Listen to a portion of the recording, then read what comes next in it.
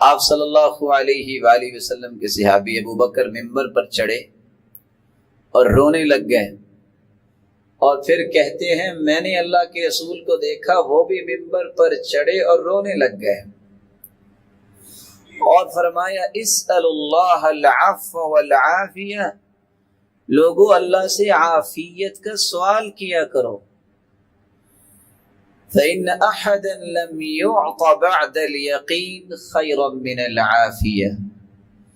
ایمان اور یقین کے بعد عافیت سے بڑھ کے کوئی نعمت نہیں ہے۔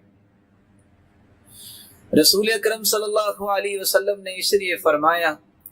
من اصبح منکم آمنا فی سربہ معافى في جسده عنده قوت يومه فكأنما حيزت له الدنيا بحذافيرها،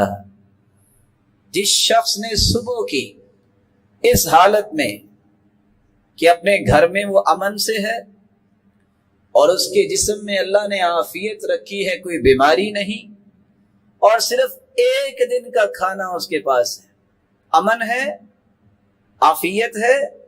ایک دن کا کھانا ہے،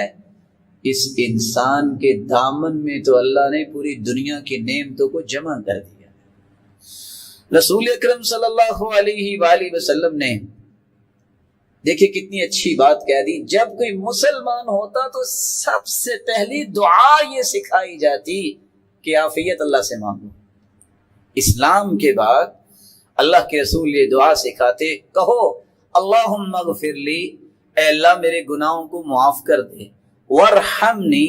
مجھ پہ اپنی رحمت کی برکھا برسا دے، واہدنی، اور مجھے ہدایت دے دے اور ہدایت پہ ثابت قدمی عطا فرما، وعافنی، اللہ میں مسلمان ہو گیا ہوں مجھے عافیت سے نواز دے،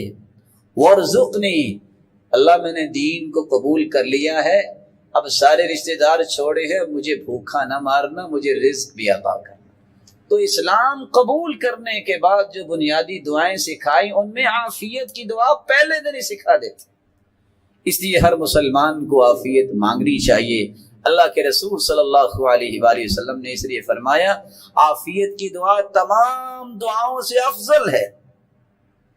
ما من دعوت يدعو بها العبد افضل من اللہم انی اسألک المعافاة فی الدنیا والآخرہ،